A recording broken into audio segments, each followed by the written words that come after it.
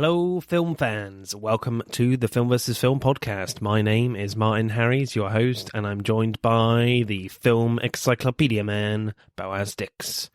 We are a couple of filmmakers on occasion, but mainly can't stop yapping about movies. On this podcast, every episode we pick a topic from a film that's coming out at the cinema or on VOD. Myself and Boaz pick our favourite film from that topic, or team up against a guest and battle it out to decide which film will become the greatest film of all time. If you enjoy this podcast, please leave us a 5-star review and subscribe. Please enjoy part 2.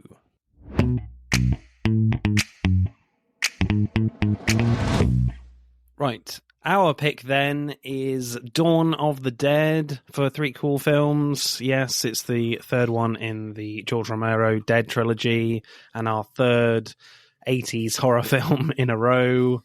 Do check out our other ones on like The Thing and Fright Night. They were a lot of fun. Fright Night. That was a great film. I love that. Yes.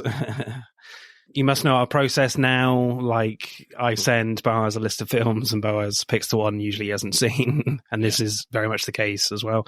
I hadn't seen this one either. I had seen the first two, Night of the Living Dead and Dawn of the Dead, two great films. I would say this is probably my favorite, to be honest, Day of the Dead. I think it's really, really good. The other ones I had on the list were, David, you mentioned already, Return of the Jedi. I do like that one a lot. And also, it's the 40th anniversary of that film as well. It is indeed. It is. And the other one we very much like is Die Hard with a Vengeance. I do really like that one. That is a good one. Some great classic moments with Bruce Willis and Samuel L. Jackson. We are Samuel L. Jackson fans for sure. And I'll add a hat trick to that. I do love him. Great guy. Yeah. It's one bad motherfucker. So, what happens in this one then, Boaz? So, there's obviously a zombie infestation that's, taken over the world. But the main woman is a scientist.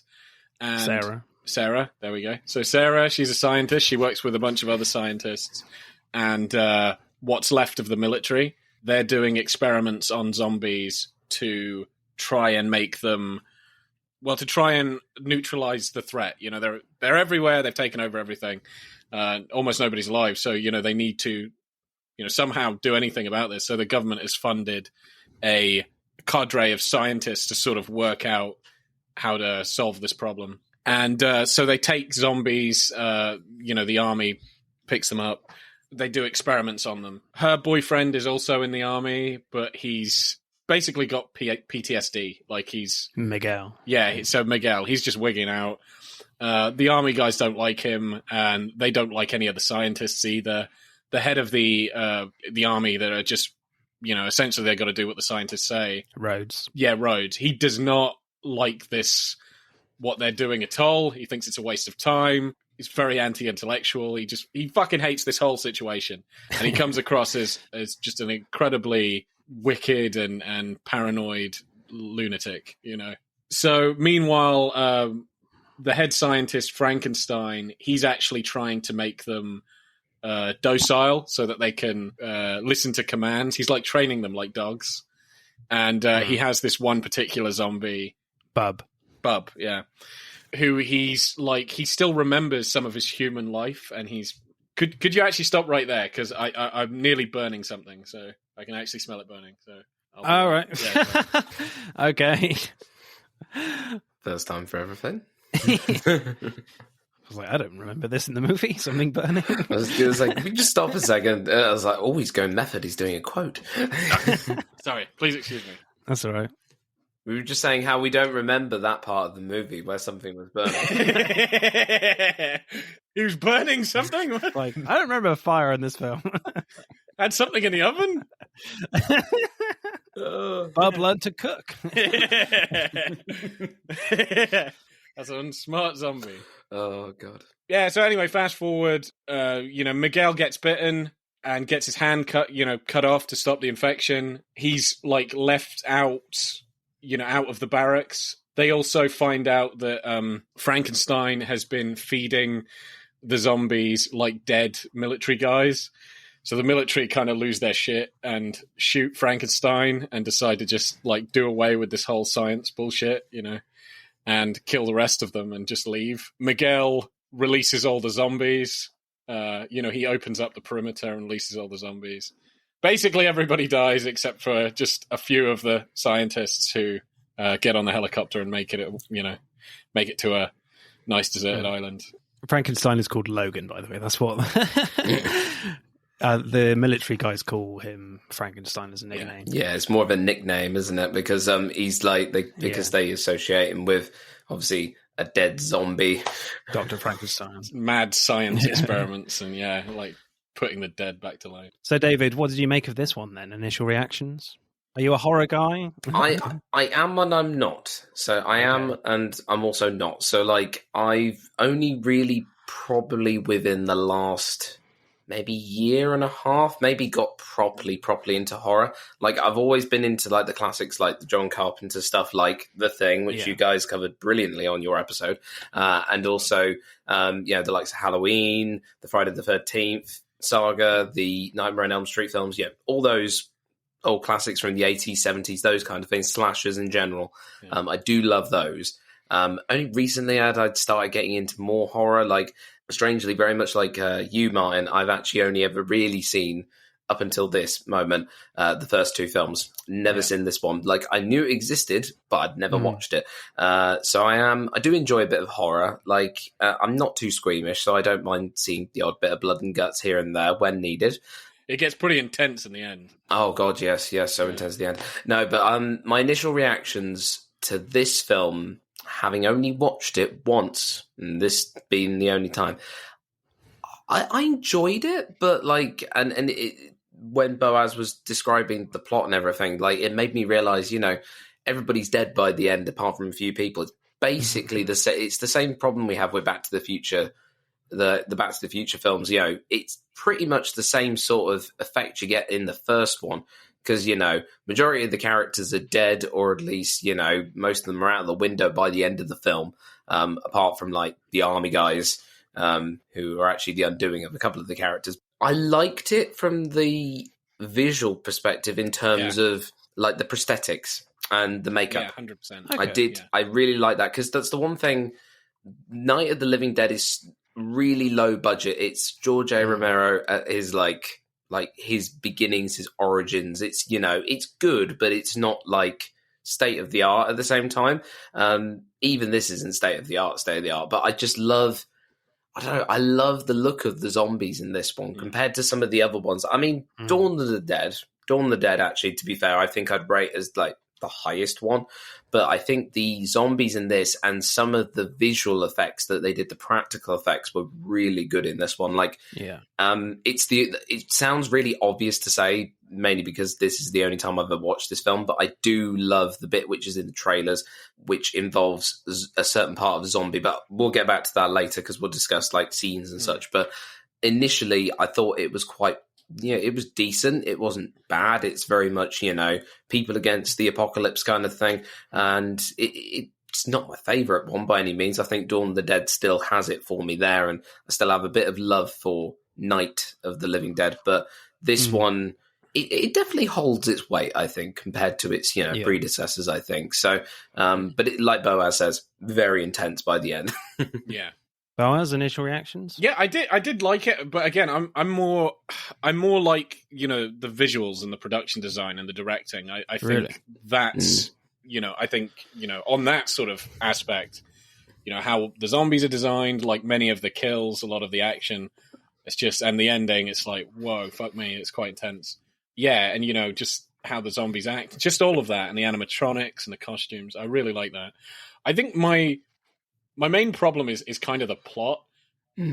So it's not that I dislike the plot. It's just it feels lacking. It feels like it's lacking some substance. It really just feels like that for me. Wow. It feels like it's lacking something. I don't think I really kind of connected with many of the characters. Yeah, so I don't know. I think that was kind of my big gripe with it. That a lot of cool things happen, and there are a lot of interesting characters. But yeah, it just didn't fully satisfy me, I don't think, on the plot front. I don't think I really gelled with anybody. I think I'm like the opposite. Yeah. Really. I think there's an awful lot of subtext going on here in this film. And I feel like with Romero, with his Dead trilogy, he doesn't make a zombie film because he wants to make one. He wants to make one because he wants to say something. Yeah, no, sure. And I definitely feel there's representation going on, and there is deeper meanings. You could talk about like society, religion, and there are kind of, I think, like subtle and some on the nose, like real allusions to how you're meant to live, or how society wants you to live, and how these zombies are, and even that the zombies, even though they're like horrible meat-eating monsters, they're somewhat human. They actually feel, they think, and some very interesting ethical questions as well. So I do kind of get that, but I just feel that it had great subtext, it has interesting characters, but I just didn't really connect with any of the characters. Do you kind of get what I mean? It feels like the metaphor is stronger than like me actually giving a shit about them. Do you know what I mean? So okay, I don't really agree with that. No, I mean that's fine, but I'm just going, this is my personal thing. I did really connect with Sarah, and John is such a fascinating character as well. We'll get into that in screenplay, but as I was saying, like George Romero kind of makes a zombie film when he wants to say something about, society or whatever, because the first one's in the 60s, Dawn of the Dead 70s, and this one's in the middle of the 80s. So, this is massively spread out. Like the first one, Night of the Living Dead, is a commentary on race. Like right at the end, the guy, the police officer thinks he sees a zombie, but it's a black guy. He just shoots the black guy at the end. Spoilers.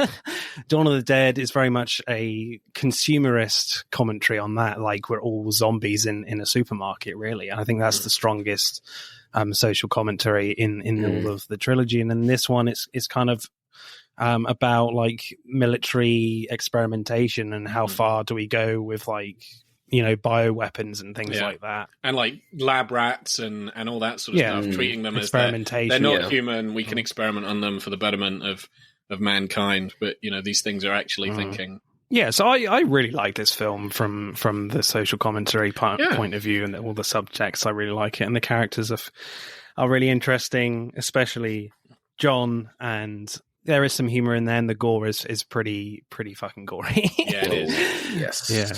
Yeah. Like one guy's death kind of freaked me out. It's like it's really sort of burrowed into my head. Actually, many of them were so over the top insane. I wasn't really expecting that. That was pretty crazy. Directing then, that jump scare at the start makes me jump every time, even when I'm prepared for it. It's such a great, like, simple opening scene where Laurie Carrillo is in a plain room which seems to have like no windows, no doors, but just with like a calendar on the wall, and all she does is like walk up to the calendar, and there's like lots of shots going back and forth to Sarah and the calendar, then a wide shot as she's touching the calendar, and it seems like Romero has been on this shot for too long.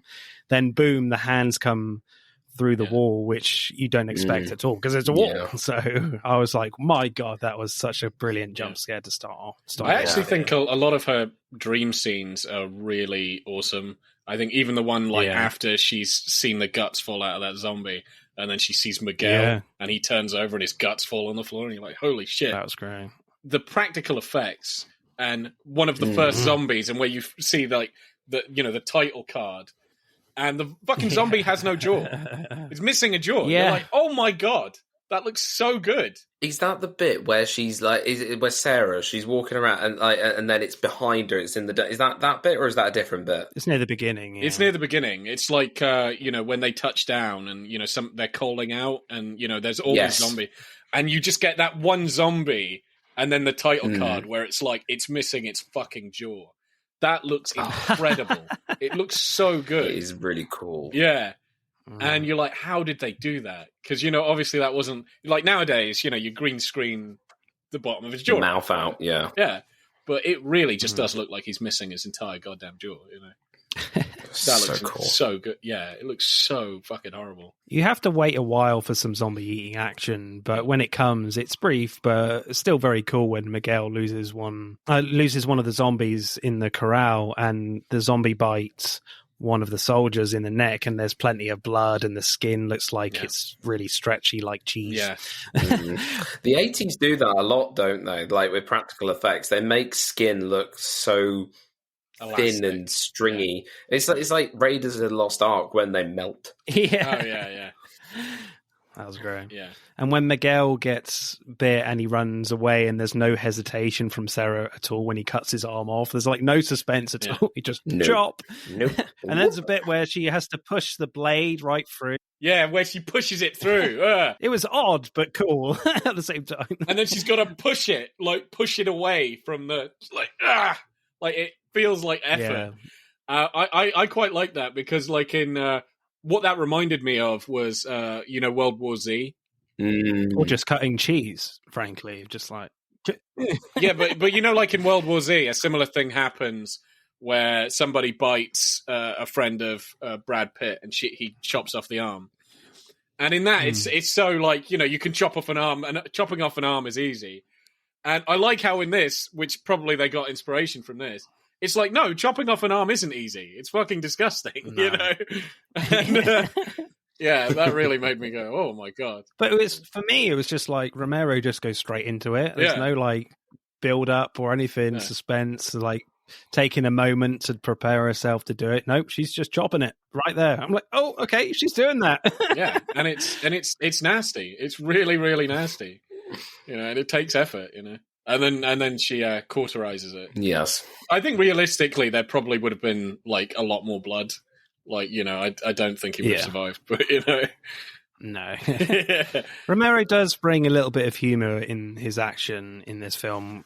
Where like near the end when Sarah and McDermott are trapped in the mines, they get attacked by zombies.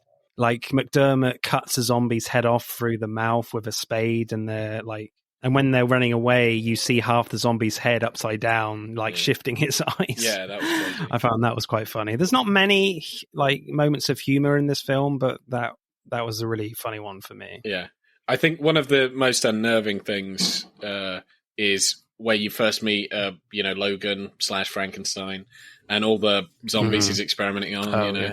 And they're like, their stomachs are open and, their heads are open. And that one, which is just a brain stem, like that is fucking horrible. So you don't get that nowadays, do you? In like horror films, you don't like you might get something similar, but it'll either be CGI'd or it will just be really like, I don't know, really rubbish practical. Whereas like this is so like, I was watching this and I was just thinking like, bloody hell, this is like real. This is like, it looks so realistic. Like, I don't like, and even the dreams, like you were mentioning the dream sequences earlier, like it goes back to like, because I love the night. Well, not all of them. I have gripes with some of them, but the Nightmare on Elm Street series, particularly the first and the third one, especially the third one for its dream sequences, and the third one, that's kind of what I was thinking of, like in terms of the level of practical effects.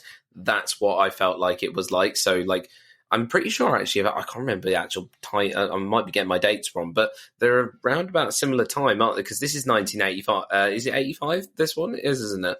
1985, Day of the Dead. Yeah. Yeah, Day of the Dead. And I'm pretty sure that the third Nightmare on Elm Street is not too far from this. So like, it's similar skills and effects are being used, like in terms of like the aptitude of how they would bring this landish, crazy, realistic zombie to life.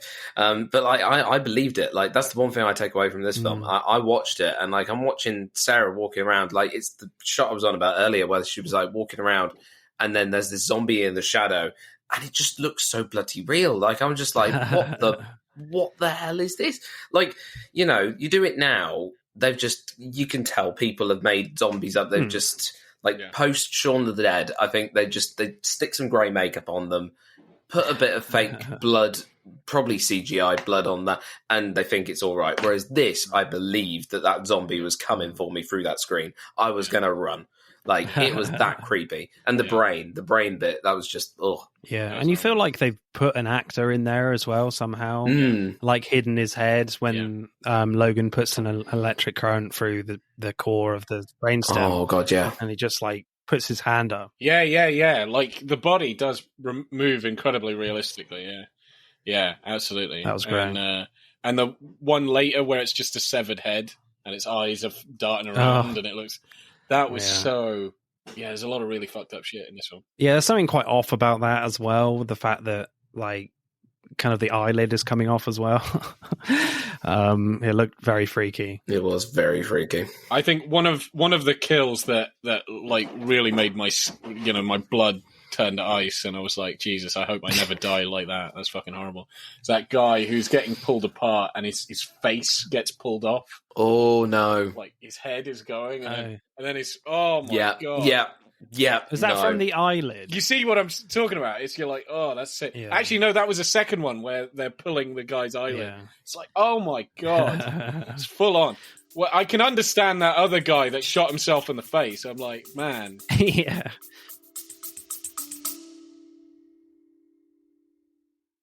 Hey, I'm James Lovino, and I'm here to tell you about Alternate Sides, a movie podcast with a twist. I've worked in the film business for 2 decades, but I haven't actually seen that many movies, and this has been driving my frequent collaborator, Sam, a self-confessed film snob, crazy. So every week, while he's stuck in his car trying to avoid getting a parking ticket, thanks to New York City's alternate side parking regulations, we discuss a classic film I've finally just gotten around to seeing. Alternate Sides, a new podcast about movies, parking, and a 25-year friendship, wherever you get your podcasts.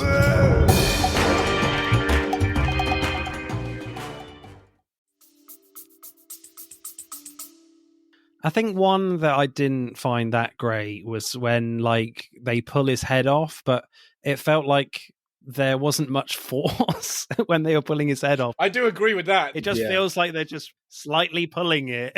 They feel like they slightly pulled it, and it just came off. With no strength at all. Yeah.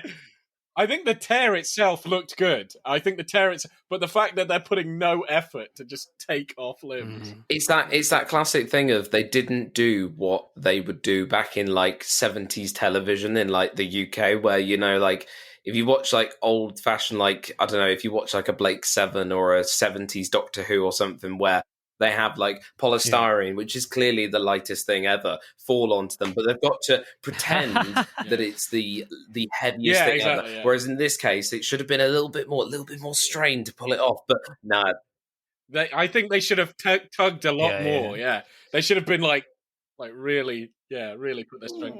Get it off, and no, they just went straight for the pull, and it came straight off. I mean, maybe the flesh was weak. They didn't have much nourishment down there in that bunker, I guess. I was going to say, and also they're zombies. You know, they've been decapitated, degraded. You know, maybe they got super strength and stuff. Yeah. But I think what could have helped with this, which I find interesting, that Romero doesn't go into it too much, is like the sound mixing. There's not a massive like sound effect design here. I would have felt that like that could have helped with that scene in particular, with that effect in particular. They kind of go for more of the gore stuff. Yeah. The groaning with the sound mix in those kills with the victim and the zombies themselves, not actually like flesh and bone being torn. You don't really hear much like that. Oh yeah, okay, I get what you mean. So not you don't hear much squelching or cracking of bone or anything like that. There are no like body noises. It doesn't help with that scene. No. I do kind of agree with you. If they added to the sort of sound design of what that would have made it twice as intense. I probably wouldn't have been able to actually watch it. I think that I'd lose my lunch.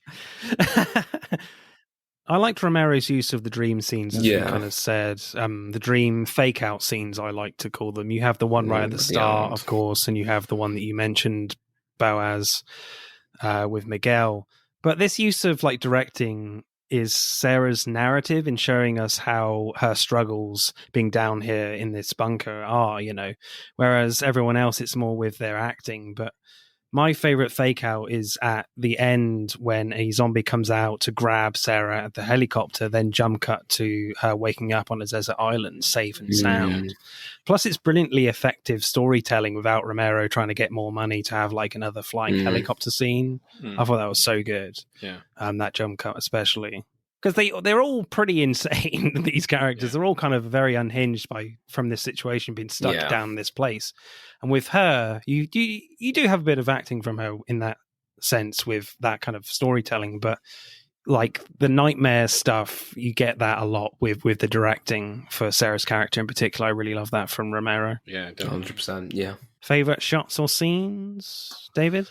Favorite shots or scenes? I mean, I have two that stand out to me the most. Sure. One we've already mentioned. It's the one where the arms are coming out of the wall after Sarah. That one stands out the most. But the one, I think my absolute favourite, and I was touching on this just a little bit earlier, and I said we come back to it, and it's the one, they use it in the trailer, so it was obviously one that they thought, better use that one, that'll grab people in. But it's probably the more iconic image, I'd say, from this film, and that is it's arms again. Yeah, Rhodes, definitely. Yeah, Rhodes, that's it is Rhodes. I was going to say I can't remember his name, but yeah, Rhodes. So where the arms are literally, you can just imagine you got like these actors with just their arms painted and like made up and everything, coming out from behind the camera, reaching out into like up to Rhodes. Like, I just think, I've always thought whenever, like, I studied film when I was like at uni, and when I was younger, I looked at films in a different way to most people would, like we do as a thing as well. And you look at it, and the one thing I remember being taught was a good shot is something that you can just freeze frame and it would make a great poster on your wall. For me, personally, that shot of the arms coming out from behind the camera and reaching out to a terrified Rhodes is personally, like, I mean, I'm not going to, but I would happily. I would. If I was that much inclined, I'd put it up on my wall. But it literally, it's such a good shot, and it adds to that, that nightmarish fuel of the scene itself is just intense and beyond like creepy. But I think as a shot and a piece of truly brilliant filmmaking and great composition based artistry, I think that's a brilliant shot. It's really like, it uses the practical effects, the correct framing. It genuinely is so it's something that sticks out to me. Like, I'm not saying I hate this film. It's not, it's not something that I would say, oh, yeah, I'd never watch it again. But personally, for me, the practical effects and the way it's shot and the visuals and how it was framed and everything, that sticks out to me as why this film was good and is good still to a lot of people who do like this film and actually enjoy it a lot. For me, really, I'm just into the visuals, like not so much the story. So that's why shots like that, where the zombies, where the practical effects are showcased in such a way, that is the bits that I value the most of this film. But yeah, the shot of Rhodes being attacked by the arms, that is my favourite. Yeah, that's my favorite as well. Like, it's the fact that the hands are coming from every angle, like the top of the frame as well, the bottom, the sides, every angle. It's such a great reverse shot onto Rhodes's face, and it's a great like final moment for Bub as well when he kind of shoots Rhodes in the chest, and then the Horde gets Rhodes and rips his legs off. What a great way to go! Yeah. Also, one of my favorite lines, actually, if we're when we go into scripts, but choke on it. If I'm going to die, I would like to say something like that. Yeah. Yeah, it's just a great triumphant moment for Bub as well. Boaz, favorite shot or scene? Maybe the severing of Miguel's arm. That was pretty intense. Or I would say another thing that is kind of hilarious that I think you could put on a poster.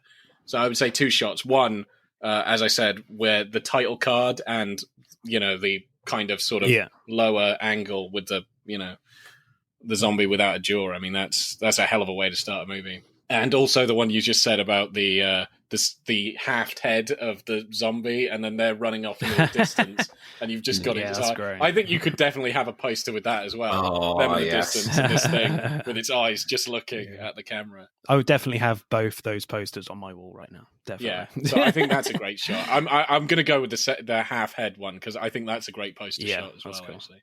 Directing score for Day of the Dead, David. What are you going for? I would say, you see, if I'm just going to base this on the visuals alone, and just the way it has been presented, I would rate it around, I think overall direction, maybe like an 8.4 maybe. Because it looks good. Cool. It does look good, and some of the characters are quite interesting, but we'll get back onto that in a minute with the acting side. But I think overall, it's a well crafted. It's a George A. Romero. It's a Romero piece. Like, I respect that, and it is. There is improvements from when he started out in 1968 with the first film. But it's in color for one. It's got the different practical. It's got more practical effects, like, because you think about the first one. The first one basically is just people made up in makeup, and it's just creepy because it's in black and white. So anything in monochrome is going to have that eerie effect. But yeah, I'd say a solid. I'd say 8.4. I'd say for direction overall. I think. Boaz, what should we go for? I really like this film. I was thinking an 8.8 or. Yeah. Yeah. I mean, the kills are really well staged, and there's definitely some real skill in what Romero is doing, especially with Sarah's character with the dream scene fake outs. I really, really like that. It's really efficient, really effective. I think they're probably some of my. I wouldn't say they're my favorite dream scares, but they're definitely up there. Especially like I always think when I think of dream scares, I think, have you ever watched Jurassic Park 3? Yes. Unfortunately, yes. The worst dream scare. I always compare it to that whenever I see a dream scare. I always think of Jurassic Park 3. Well, because that's like the way you don't do it. What, because it's bad? That's the worst one. Yeah. Where nobody's in the plane and there's a velociraptor sat down. It's like, Alan! Yeah, do you remember that? That was so stupid. That was so bad. That was so bad. Yeah, it's a lot better than that. That's the benchmark. We got to rate everything by now. Jurassic Park 3, the Velociraptor. Yeah, the Velociraptor scare, and if it's better than that, then it's doing fine. 8.9 then. Yeah, sure. Yeah, I think from a purely visual, how it's blocked and how it's shot and everything. And and then you're talking about the prosthetics and all that other stuff. I mean, yeah, it's good. It's really good. Screenplay then. I really enjoyed the meeting scene between the soldiers and the scientists. Like, the tension is as high as it can get. Like, any wrong move and you're dead from Rhodes. Like, he almost gets Steele to kill Sarah. Yeah. But then what's interesting is when Logan, the chief scientist, arrives late, when he talks Rhodes down quite easily by basically telling him that you need to change their behavior to get out. You can't fight your way out. There's just too many zombies. Like, Rhodes gives in a little bit by saying you have some time left, but I need to see results. But what's really interesting is that the scene finishes on John Terry Alexander's character, John, smiling. And he hasn't said a word in the scene, and you're like, he's up to something. Then when Sarah talks to John in this like makeshift Ritz place, he's basically saying he should enjoy ourselves while we still can. God is punishing us, and ends by saying maybe he figure we was going too big for our britches, trying to figure this shit out. But John has kind of given up. He just wants to have a good time. He's trying to talk Sarah out of curing these zombies. That's her end goal at this point in the film. And at least Rhodes just wants to like look after his men and survive. So I ended up hating John at that moment, as well as his Jamaican accent. Yeah, it's a pretty bad Jamaican accent. I think it's up there with the Sean Connery Hunt for Red October, I think, for me personally. Yeah, I thought it was an atrocious Jamaican accent. Yeah, because he is American. That guy. Well, no shit. Yeah. I actually thought he was Jamaican. Yeah. He could have been Jamaican. But did you like that kind of conflict between the scientists and the military guys? I absolutely did. I like the conflict between the scientists and the military guys, and I like Rhodes. And that scene, I do agree with everything you're saying, and definitely the threat level where he's like, we're not done, sit back down, and then she's, go fuck yourself. But he's like, shoot her, and even the army guys thinks he's taking the piss, and he's like, oh yeah, bang, you're dead. And he like draws his gun. So you're like, holy fuck. And yeah, and when Frankenstein goes in and he's just like, where's, is there any dinner, any food and stuff? And you're like, how can you be nonchalant? This guy will fucking kill you. But so that whole scene was pretty good. And I agree with that. I just find John really fascinating in that scene because he says nothing and he smiles at the end. And I was just like, what the hell? Yeah. And I think I think why he's kind of a Jamaican in this film is kind of this just very like relaxed attitude he has to this situation, because he kind of is like accepting his fate a little bit. And I think why I hated John at that point in the film is because Romero gives you hope in the fact that Logan is working on a way to live with the zombies, but ultimately Logan gets literally riddled with bullets. So that's when the social commentary really comes through. Like, the military experimentation will never end well, even if their intentions are good. It's always going to be controversial. Like, Sarah is our main hero, but she is on Logan's side, but she wants to complete, the cure for zombies. And Logan's like, I'm not sure that's possible. So she ends up making up with John and realizes Logan's work is a futile operation. So I love how the film gives you like 3 points of view in this. One, the gung-ho military side of let's just mow the zombies down when we get a chance. Two, let's try and domesticate the zombies from Logan's character and live with them and have a chance at life in the real world. And there's John, the character that just accepts the world for what it is and survives how he can. And you have all that, but Bub is like a likable zombie character that Logan has basically created. You want him to survive too. So for me, this film is very clever and very complex on what it's trying to say, and combining these 3 points of view. And I really didn't see this John character coming. I thought he was the glue that kind of held these storylines together. I thought it was a really fascinating piece of work from Romero. I think overall, as like a screenplay, I think this film is very, it's like anything of its nature. Like, you go back to even the previous two films in this trilogy. As a whole, this screenplay, like you talk a lot about the subtext and what it actually means, what it's actually talking about, and really, we're looking at a very human story at the end of the day. Like, it's got zombies in it, but at the end of the day, it's an analysis of what humans will do under pressure.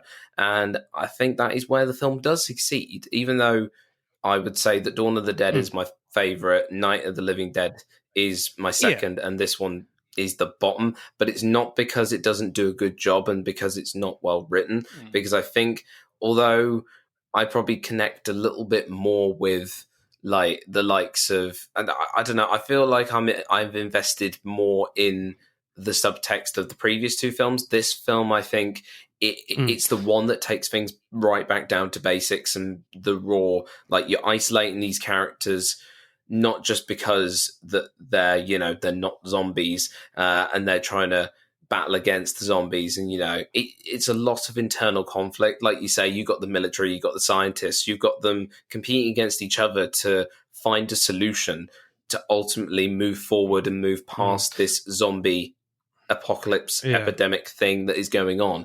And the fact that they're in such an enclosed space like an underground base, it's not even like you're trapped in a house. If you're trapped in a house, it's like you could still get out. Whereas if you're underground, it's that next level of being stuck. It's like the character of John.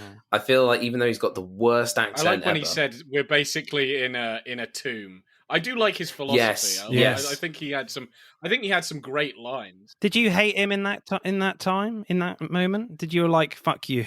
No, I didn't hate him. I thought he's like a realist. He's like, dude, this doesn't fucking matter, He's like that, because she's even complaining, you're not doing anything, you just like drink and smoke and shit. It's like, what the fuck do you want me to do? This is like, there's no point in any of this. In that moment, I do feel like he is giving up a little bit. He's just like, I don't care what the scientists or the military guys do. I'm just here to drink and fly the helicopter and do what they want and just survive where I can. But what's really, really fascinating is that you have a lot of those characters in apocalypse zombie films. I get that, but like with the Logan character and and Sarah, there's a way out here. This film is presenting you with a way out, conflicting with that, and I've never really seen that before much in films of this type, and I really found that very clever for me. It's normally like a do or die, isn't it, really? It's like either it's us or them, whereas this is, it's nice for a change, really, I suppose, that you get that shift in, like there's two potential ways out then. It's not like, oh, we've got to shoot the zombies and then we'll get out, and then... Yeah, or find some way to, like, make a virus that kills them or whatever. It's like, the military want to kill them, she wants to cure them, and he wants mutual coexistence, which sounds crazy, but it seems like his point of view is actually working out, even though both other groups think he's absolutely out of his fucking mind. I mean, secretly, I think he is Edgar Wright, and he wanted to. That's why we have Shaun of the Dead, particularly the ending. Yeah, that's what I was thinking as well. So I think one of my main problems with the film, I have a couple with like the script, but I think those are some really interesting ideas, but I don't feel like anything they've done actually solves anything. Like in the end, the place gets overrun and none of this matters. None of this matters. Well, that's the whole point of what Romero is saying. That's the whole point. No, but I would have I don't want to be like one of those guys, but I would have preferred a more hopeful ending, I think, Are you on Logan's side then? Are you on Logan's side, Boaz, in this film? So here's kind of like the complicated thing. Logan is creepy. Like, he's just fucking creepy. Yeah, I never felt like I liked the guy. Yeah. He's weird, and I just found him weird and kind of unsettling, actually. So I didn't really warm to him. He is weird. I thought he was kind of insane, and that his views are insane. And, they're all insane. Yeah, no. So basically, I didn't really I'm like, man, this guy's a sick man. You know what I mean? Yeah, I do love it. I think that's part of the humor that's coming through in this film as well with Logan's character, because he's just walking out. Sorry, I'm late. I want some food, and he's covered in blood. Yeah, like the whole film is covered in blood, like it's nothing. But even when Rhodes shoots him, I'm like, that's pretty far. But I'm like, maybe he had it coming. I mean, he's feeding fucking brains to this thing. Like that's disgusting. So anyway, I was kind of conflicted. So I didn't really feel much about him. I thought he was weird. And then when he died, because I still felt he was weird, it didn't emotionally hit me that I'm like, oh, this is a terrible thing. But then his point of view is the most vindicated. Like, he did train that fucking zombie. Yeah. So actually he's right. But then it just, that doesn't solve anything. But isn't John right in the end? In the end, it doesn't matter. Like, in the end, if they had kept going, actually, they could have domesticated them all. But in the end, none of that matters. Everybody gets overrun. And to me, it just feels like there is a meaning in there. Yeah. There is a solution to this problem in there. But at the end of the day, everything they did just didn't matter. So I don't know. So I actually do have a problem with that. I do understand where it's coming from, but I do have a problem with that. I don't. You see, I feel like I'm going to be in between you two now. So you two are going to be on opposite sides, and I'll be the go-between, because I just wanted to see any of them get killed, to be honest with you, because, just, you're on the side of morality, Martin. Boaz, you're on the side of, you have the issues, they're bloody crazy. And I just was looking for the next one to get killed and seeing how they get killed. And I just love the way they did it. Well, the film works on that level as well. You can have that if you want that. It's absolutely. So that's where I kind of gravitate to the kills. But so I would say, one, that's my issue, that I reckon it could have ended, hopefully, at least some way to a solution, instead of everything means nothing. And another thing is, because Logan was I just didn't like him that much, and and he dies, I feel nothing. Right. I didn't really feel much for any of the deaths, so. Did you not like Sarah? Were you with Sarah at all? I didn't like Sarah, actually. Really? Okay. I don't know, I did not connect with Sarah. See, I liked Sarah. I liked Sarah quite a lot, to be honest. I just didn't really connect with her that much. And I don't even think her goal of maybe I think they could have made it more personal of why she wants to cure them. Maybe somebody she loved turned into a zombie. Yeah, maybe a zombie was a lover or something. Or maybe it was her parent or something, or a close relative. Maybe that would have worked. I understand that. Yeah, so she has an idealism, but I'm not with her in that ideal scenario or whatever. Would you say that she's a bit of a Mary Sue of this scenario. I kind of actually would. I think she's a little Mary Sue-ish. Yeah, I don't think so. I think she's got enough kick-ass in her to not suggest that for me. I guess. Yeah, but I mean, a Mary Sue can be kick-ass. It's just like a Mary Sue is just always on the right side, always doing the right thing. I think that's what I mean by a Mary Sue. Yeah. Oh, right, okay. But I think with her Mary Sue-isms, she's on the side of Logan, but like she wants to go all the way. She wants to turn zombies back to humans, which is a very distant and very, very, very difficult goal to get to. In terms, that would take years. I think Logan says that it would take years or decades to get there, and I think that's a very difficult thing for Logan's character and us to grasp. Of like, that's probably not going to happen. So I get that, but I think throughout, like, she's going from the Logan ideology of like trying to cure things, cure the zombies, to what John's ideology is, and like, nah, just survive, love, just get to this island. Yeah. So and she's just made that sort of compromise of just like, we'll just live and just sort of forget all this, and so I guess that's kind of a growth. I don't know what to tell you. Like personally, I just did not resonate with her, and I think to me I think that's a problem, because she goes through a lot of danger, a lot of trauma, and I'm just not feeling it. I'm sort of half and half, really. Did you like Bub? Oh, Bub, actually I think Bub was my favorite character. Bub was good. Yeah, I thought Bub was great. Actually, I think I would have liked the film more if Bub was the main character. Like, this was like a film about Bub is in captivity. He wants to be free. Can you imagine?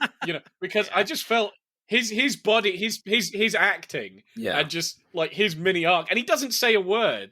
And even I don't care about Logan, when he's like, crying, trying to cry as a zombie, that unsettled me so much that I felt sympathy. I was like, oh my God. And so I felt more sympathy from the zombie being sad at Logan than the death of Logan. So I thought that was very weird. Well, yeah, I think that's very intentional. That's very intentional that you kind of feel a lot for Bub. Yeah. I think that's kind of which is what makes this film really interesting for me as well. Yeah. I have a strong feeling that Boaz, with his thoughts and feelings with that one there, if he was in charge of Disney right now, or even Netflix, we'd have a streaming series all about Bub, a spin-off. Absolutely. Hell yeah. Bub, the series. 10 movies. Yeah, Bub, an A. Romero story. Yeah. Yeah, no, actually, so that's a weird one. I actually felt more connection from a character level for Bub, and I would have preferred to follow him rather than Sarah or any of the other people. To be honest, they're more empty, aren't they? And like you're trying to think, oh God, it must be like torture, really, because you don't know. Because that's the one thing, actually, that I don't think anyone's really done to this day, or if they have, they've done it badly, I think. But you don't really get many zombie films that are like, you're looking at the zombie and you get something from their perspective, and it's almost like a prison then. Because I think, what was it? That really weird film. Is it Warm Bodies? I think based on that terrible book. Oh, that film. Yeah. Never gonna get those hours of my life back. But that one's like the girl wants to get the zombie and wants to bring him back to like the real world so she can have sex with him or whatever. But the point being, it's all teen fan fiction and everything. But you don't really get that sense of claustrophobia, because I feel like if you had a story centered around a character like Bub, I think it would be terrifying. Like, can you imagine like the turmoil? It's a bit like when you get made into a robot or something and you didn't want to be made into a robot. Yeah. Like, you didn't want to be a zombie. I think that would be personally, it would have been good for this film, and it would be good for a film in the future to make a story about a turmoil in a zombie's head of, I feel disgusting. I look horrible. I do not want to look at myself. How do I get out of this? And I don't want to eat human flesh, but I have this. But you have this urge to. I must eat human flesh. Yeah. I want to read Salem's Lot. Yeah. Funny lines, people. I think one recurring one that I like is Jesus, Mary, and Joseph. That's a good one. No, I do like that one. I actually have I found this and I've noted it down here. It's this little section of dialogue. Yeah. I don't know why. I just like the way it plays out.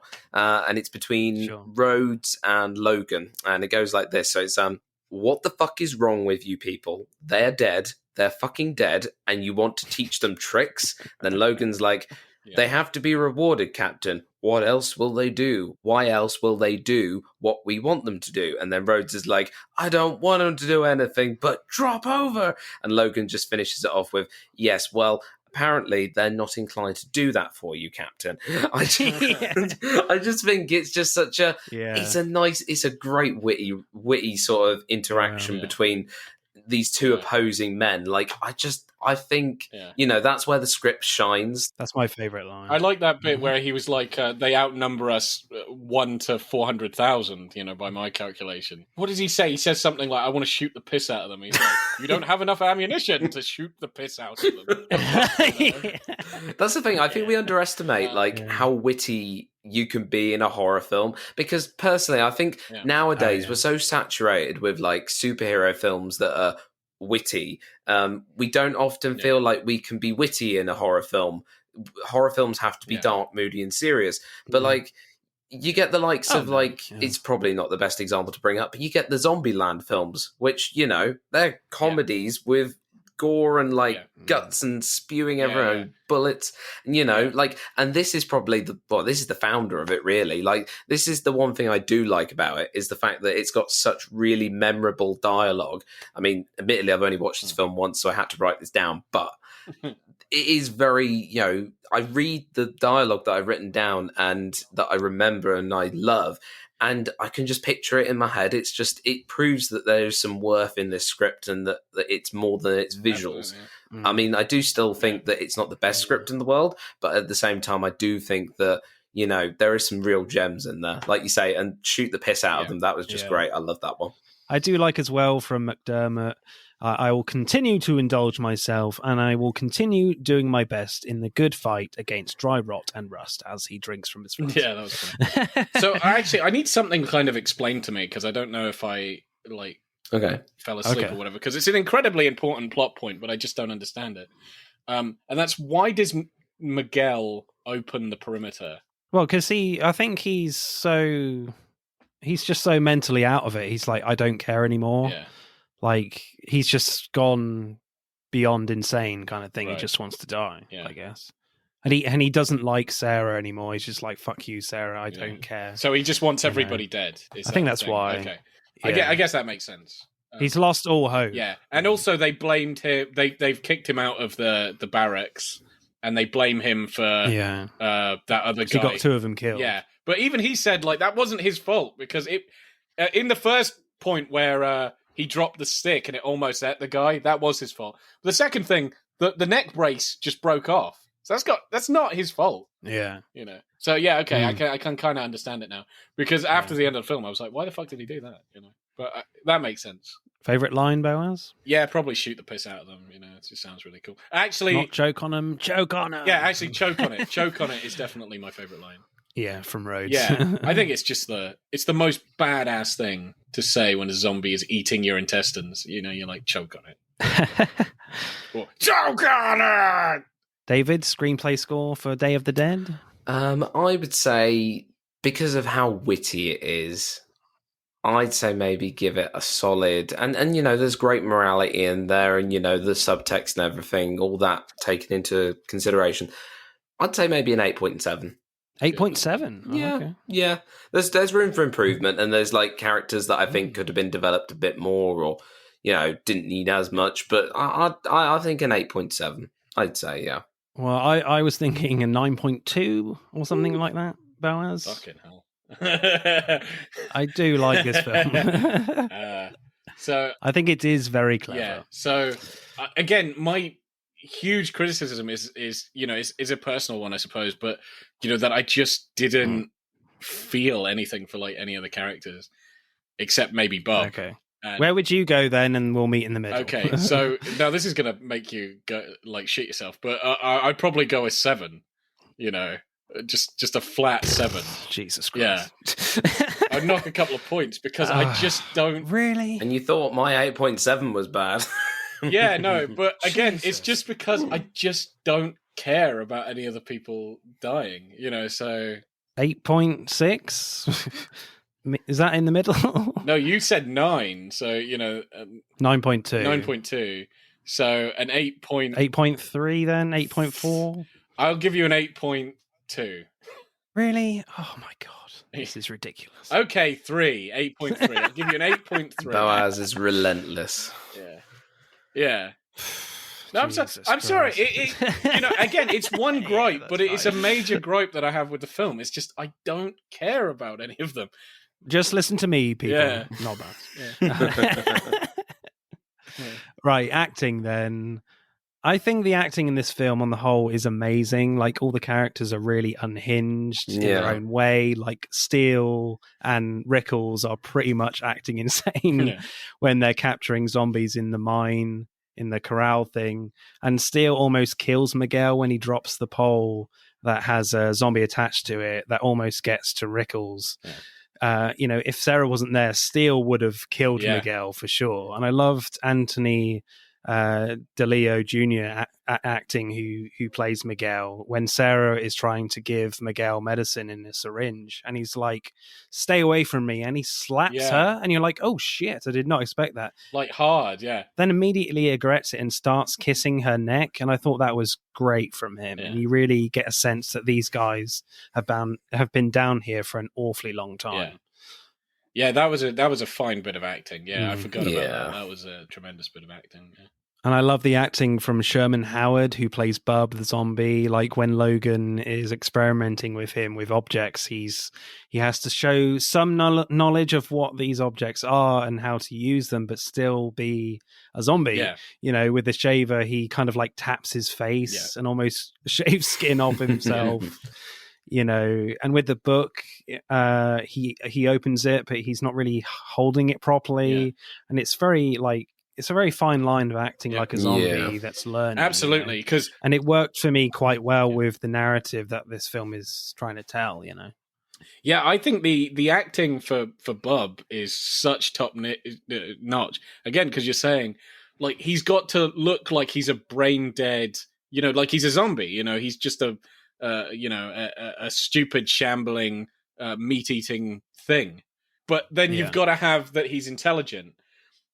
But it's just such a fine line, because if you make him appear too intelligent, it looks like a parody. You can't imagine a zombie's just picking up a gun and picking up a book. It would just look stupid. But you've got to make him not look so stupid that it doesn't look like he's learning. And he just does it really well. And it's just a body acting thing. It's just, I think you could have had that same scene with anybody else in makeup, and they would have fucked that up like so badly. But he does it really well. I think one of the most heartbreaking scenes is when Bub finds Logan dead. I think that's great. And when he slowly realizes that, it's just like, oh God, you really feel it for Bub there. It's such a great acting moment as well. And he's not even he doesn't even produce tears. He doesn't scream. He doesn't cry. He doesn't say a word because he's a zombie. But how that's conveyed of like just this sort of animalistic, like not understanding, and then the realization.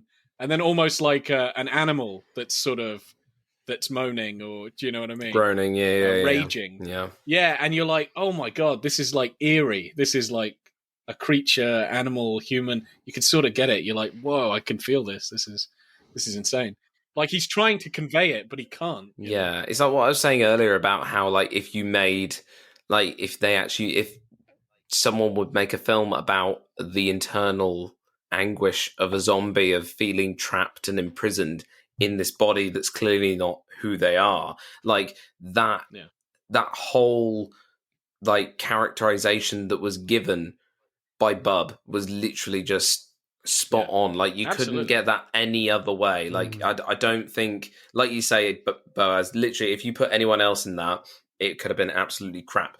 But they would have fucked it up so well. Like, I feel like the zombie acting is very you either go too far with it and you go like really stupid with it, or which works so well in Shaun of the Dead. It does work in Shaun of the Dead, yeah, but that's for comedy reasons. But then I just think if you and then you do the other side of things where you're not saying anything with it and you're just being really simple and really like quiet and like that's eerie in some respects, but then it can come across as a bit like you're not really putting anything into it. So the fact that this is like a nice fine balance, it actually is the perfect example. And that's why, I'd agree personally from the acting standpoint, the zombie acting, perfect. And I think just to follow on onto what I think about the rest of the acting, although I'm not like a fan, I'm not like you, Martin, and very much like Boaz. I'm a little bit on the fence about the script and the story and the characters. I do think, though, that the actors who play these characters, they're very unhinged. They do a good job with what they've been given. So from that standpoint, I think the performances are good and very well rounded and very decent. It's just I'm a little bit like Boaz. I'm sort of on the fence a little bit, but I'm a little bit like it could be more. Yeah. So my problem is just basically the characters. So but I can't fault the acting for those characters. I just cannot attach to the characters. So. Yeah. Do you feel like the film is miscast then? No, I don't think it's a case of miscast. I think it's characterization. I think that's it. I think it's literally the way I'm feeling is it doesn't matter who you cast as Sarah or cast as some of the other guys. And again, they do bang up jobs. I'm not really complaining. It's just I just cannot attach myself. There's something missing, I just can't attach myself to them, Okay. So I think that's my problem. But I think that's just in the script. But when you're even talking about the script, I think you do a wonderful job, and I do commend you. And I agree with you that there is tremendously good Thank you very much. Subtext. There's great world building. Keep going. Shut up. But again, just my issue is I just don't feel for the characters. I think. I mean, do you feel like you wanted more Bub, or was the insanity portrayals from the characters too much? Because I felt more for the character of Bub and that kind of inner thing he's going through, I just thought is incredibly sympathetic. Like, he doesn't want to be a zombie. He doesn't even understand what the fuck's happening to him. And I reckon the focus should have been on him. Or you make Sarah... her goal a lot more personal. So I think that's what I would have done. Like, her idealism is linked to an actual like personal event. And then I think I would have, or like I know more of her backstory or something like that. Then I think I would have connected with her a little more. Yeah, I agree on the Sarah point. Like, yeah, she just feels like a concept. She's an idealist. Yeah, and this idealist is going through it, but I don't. If she had something to anchor her to that movement, she does. Yeah. I need her to be anchored for a personal reason, and then I think I would have like slipped more into seeing things her way. Yeah, I think where that tries to go into, which I liked, I guess. I don't think, for me personally, I don't think you need a personal thing going on, but where you're coming from there is like she's attaching herself more to John, where she didn't so much at the start. But I really like Richard Liberty as Logan. I think he does a brilliant like mad scientist. He does an incredible mad scientist. He is fucking out of his mind. Yeah, there's a bit where he's talking to Rhodes and he's like, "Yes, they must be rewarded. They must be rewarded," or something. Yeah. I thought it was brilliant. Yeah, I think that's the one thing that stands out for me as well. Zombie acting, the sort of the crazed like deluded nature of them being trapped in this space, but then the mad scientist just sort of cements it all. Like, 'cause I feel like if you didn't have a mad scientist character, I feel like Boaz's like feelings would be even more reinforced. Like, I think we'd be having a different conversation suggesting, oh, this film doesn't really have much going for it, really. It's got, apart from the zombie, but no, the fact it's not got any zaniness. Because I feel like zombie movies, like, you need something zany, because otherwise it's literally just like a fictional, not documentary, but like a fictional non something that's very dark and gloomy, and like, this is what could happen if you don't listen to your something or others, but because you've got something zany that's anchoring you into this fictional world, it makes it a little bit more comfortable to watch, even though clearly this film is not comfortable to watch when you get the head being torn off so easily. But that's about it, really. It makes it a little bit more palatable with the humor. He brings some humor into this a little bit. I think he brings a lot of humor. Yeah. Makes it more watchable and softens the goriness a little bit. Well, otherwise you're just watching Texas Chainsaw Massacre. I think I would have tried to make his death a little sadder, I think. That's probably what I would have done. I would have, it's pretty dramatic when they shoot him with a machine gun. I think, I don't know, they could have done something to make it a little more, maybe he's begging for his life or something. I don't know. Make it a lot sadder. That's what I would have done. Fair enough. I think that's Romero's style, though. When he decides someone's going to die, they're just going to fucking die. He's not going to hang about. He's not going to hang around. Like, you're dying in this scene, in this shot. It's like, oh, no, you don't want another, build-up shot? No, you can die. I can imagine him writing the script being like, this character's been around for a bit too long. Nah, he's dying. Yeah. He dead. Blow him away in a really cool, hail of bullets. I quite liked Rickles' death. Like, it's quite disgusting as well, as we've kind of said before, where they kind of rip his eyelid off and his head, half of his head. But he's laughing right up until the moment he dies, though, which I found pretty funny. Yeah, I thought what was disgusting about that is the pieces of skin from the eye and stuff. You're like, oh my god. Yeah. Oh yeah. Like, what's kind of disturbing is the little bits. If it was just the whole fucking face or the whole head. But the fact it's a little, oh man, that was nasty. That was really bad. And the fact that he's laughing his ass off. That was a fucking horrible death. Favorite performance, David? Who are you going for? Good question. See, I'm not going to say Bub, because I do like Bub. Okay. But I think Logan. Okay, Richard Liberty. Yeah, I like Richard Liberty's. Yeah, I think he's very entertaining. Yeah. He's very good. I think he's the one that I anchored myself with through the story. Like him and Rhodes as like a duo. I like them too. That their interactions were satisfying to me. Actually, that's true. I love all the times they acted together. In fact, I wish they acted together more. I think they really did. That's what I would say as well. Bowers, did you recognise Rhodes, Joseph Polito, in one of your favourite films? Oh, Jesus Christ. Of all time. Is he in...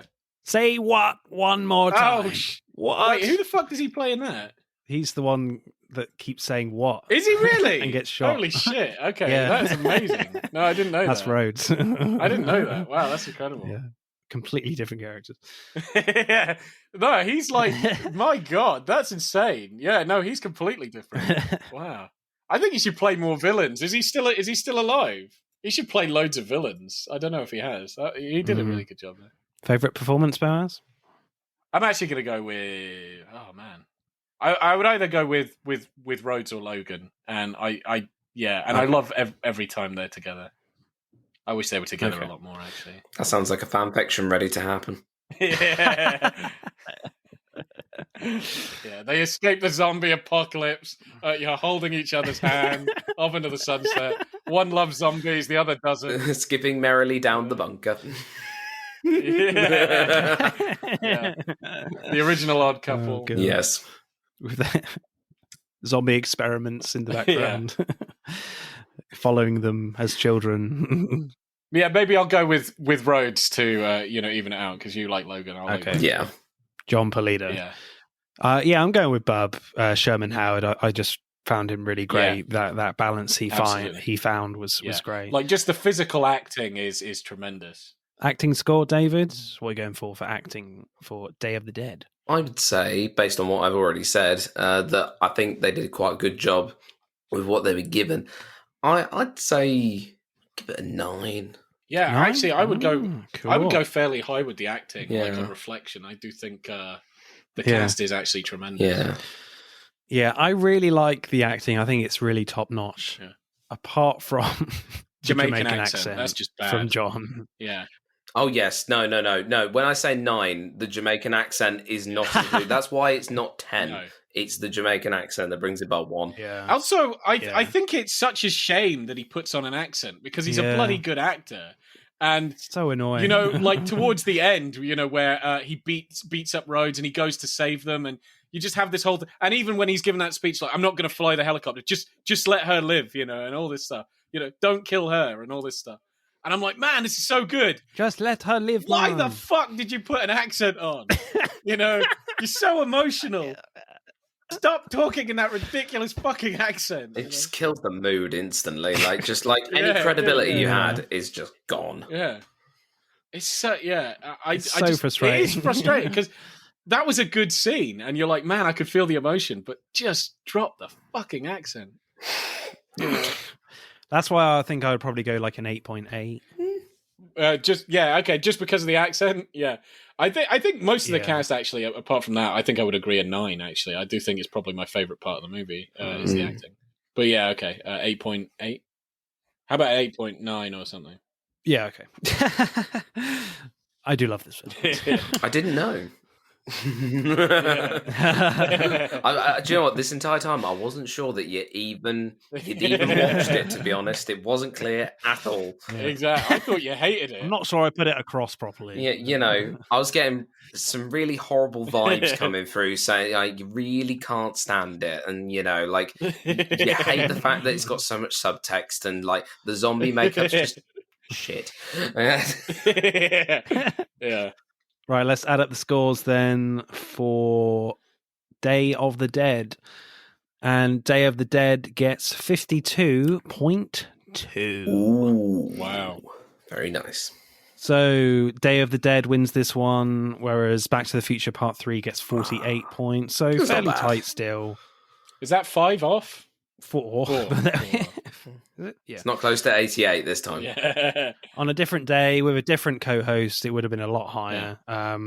So next episode, as Fast X is out, we are talking car films. And hopefully have a guest for that one from What a Character podcast. I think we should only do Fast and the Furious films. He should pick one. We should pick one. No. Just make it a fact. Instant dismissal. David, you have been amazing. Thank you so much for You're coming on very our welcome. podcast. This is your time again to tell us about Take 97. Thank you very much there, Martin, and thank you, Baz. Thank you very much for having me on. It's been an absolute pleasure. Honestly, I've never laughed and smiled so hard in my life on a podcast co-host. It's just been absolutely amazing. A bit more about me. So David Ingram, host of Take 97, a film podcast. We just cover all sorts of films, really, on the podcast. I say we, like there's more than me, guests, and everything else in between. You might even see these two appear on an episode in the future. That's a little taster for you, maybe, potentially. Hope so. Obviously we release episodes regularly as we can at the Take 97 studio, and we have a new episode out at the moment as of the recording of this episode, all about Return to Oz, the classic that is very, very creepy. Probably not as creepy as the Day of the Dead, but creepy in like the old-fashioned childhood sense. No. That's out episode 84 as of the recording of this episode, but there'll be many more to come, including episode 100, where these guys will not be on it because I'm not on theirs. No, I'm only kidding. But on a serious note, if you want to follow Take 97, we are both on Twitter and Instagram. Instagram's pretty much the home of Take 97 anyway, where most of our polls, pictures, and posts go on to. So we post pictures regularly when our episodes go out of the films that we talk about on there. Be it just me on my own or guests as well with myself. So on Instagram, that is at Take_97 podcast. That's for the Instagram page. And then it's at Take 97 podcast on Twitter, just for link sharing and just connecting with the podcast community. But yeah, we just talk about all sorts of things on there. And I can't wait to get back to another episode soon, potentially with you guys, and even more in the future. So thank you very much for having me on, guys. It's been an absolute pleasure.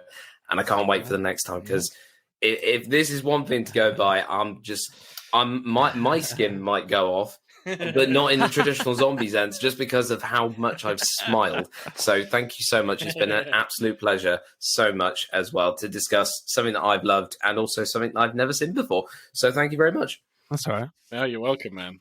It's been amazing.